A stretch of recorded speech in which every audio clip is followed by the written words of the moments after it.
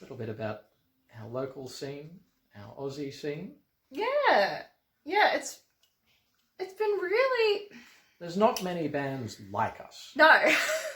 We're very more of a European sound. Yes, well, definitely.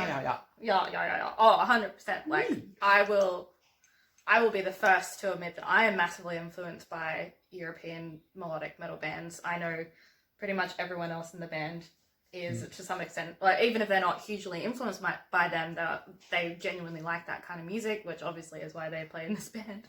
No, it's all just terrible. I don't know why I'm here. What am I doing here? Okay. Yeah, so I think there's not many like us, but having said that, I have noticed quite a marked increase in metal bands that are a more melodic style in Australia, which is good. Like, I mean, you know, shout out to some of my favorites. You've got your Vanishing Point, Carmeria. You've got Icarus Lives over in Perth.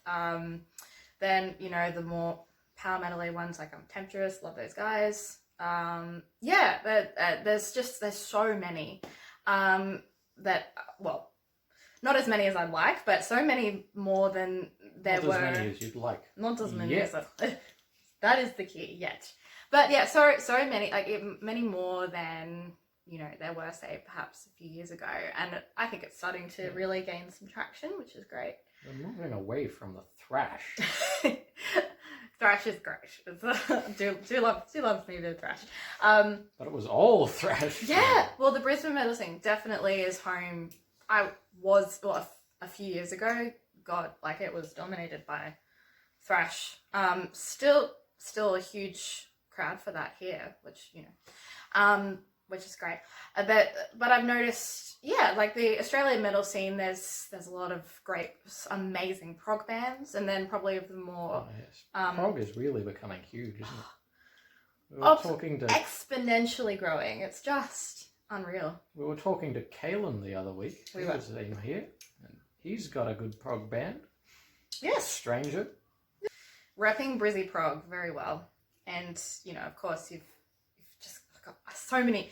Yeah, you've got Caligula's Horse, Voyager, Ebon Ivory, like, so many. And it's huge. It's huge now. So, you know, it can feel a bit like we may stick out like a sore thumb a little bit sometimes, but that's not necessarily a bad thing. No, it's not. We are the most unique. You've got to use the right words here. Unique. It is good to see. I mean, I like the idea of, you know, the metal scene starting to really diversify, which Get I more think it is. flavors. More flavors. Not just the vanilla scoops. Well, We've got to have the chocolate and the strawberry. we're gonna have a total Neapolitan Caramel. the whole gelateria, all flavors. Exactly. I want the whole lot. Oh, would give you a stomach ache. It would be worth it though. My stomach is steel. It is like rock. It is steel. Nothing gives me stomach aches. Kind of on that, on local metal bands in Australia, I mean, COVID has been absolutely devastating for the music industry worldwide.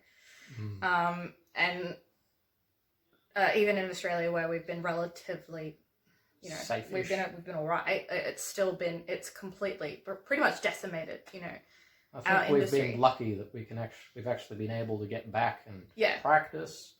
We can get into the studio and record. That's the thing. Like, we've been able to use this time to get this achievement, you know, under our belts, which is amazing. But so, like, lots of international tours have been cancelled, which you know, is not great in terms of, you know, that's a lot of shows that punters would have been going to that they're not anymore. But that actually, I think that can present a rare opportunity for local bands, you know, once we're allowed to, you know, do more again. 100 cap. Yeah. It's not... You're not getting your Metallicas out for that. You're not. And we've just heard in Victoria they've just gone into lockdown, so I guess it's a hard road ahead for them. But that means, I think, over the next few months, a year, whatever, the near future, it's going to be really interesting to see, at least, from my perspective, it's going to be really interesting to see how these circumstances actually can lead to... It creates opportunities for the smaller bands to pick up a few of those smaller gigs. I mean, because are you going to seize the opportunity? Well, in the absence of the bigger gigs, there's still bands. You don't have to pay lots of money to go see them. Yeah, it's only like $15, $20 dues. Support local metal, and now is the time to do it. When we are allowed to go to shows again, when we're allowed to do this stuff, I think it's gonna be really interesting to see, if this impacts at all. Yeah, I've just been waiting to see if you're gonna plug us and say buy tickets to our show on August 1. I was working up to that. I was more just. You were really working your way through this path. We do have a show on August 1st, which we still have a few tickets left for. Not too many though. It's a fixed cap. So August 1st at Woolly Mammoth, and we are supporting Death Plague and the big guys from the Sunshine Coast. They're releasing an EP, and 010 as well. We have a link to our tickets on our Bandcamp, just on our Facebook page. You'll find it really easily. And I'll put a link down there in the description. So come along. Now is the time. Brisbane fans, support your local bands. And the exciting thing for you is... Buy our tickets. Buy our merch. So we can pay to make videos. Yeah, we can make more of these videos where we just talk at you for hours. No. and pay to make music videos. Yes. Being a musician is expensive. It's rewarding, but it's expensive. So please help. No. Well, support my dream of being a professional musician. More like a professional costume artist as well. Somebody in this town needs to look good. Got to bring the style. We'll be playing the vast majority of our set on August 1st will be new songs. So, we've been talking a lot about them. We've been talking them up. We've been ranting about Phoenix tonight. We are premiering Phoenix there. Yep. So if you want to hear it before anyone else does, before the album comes out, now's your chance. Come to the show. Get a ticket so you can come to the show. We'd love to see you there. And what other songs are we going to play on the night? Well, as I said, we're playing some more new stuff. We've got some everyone's favourite Monster. We're playing that, That's a banger. We always have to play that. And we're bringing back an old favourite, Final Act from Journey to Illumination.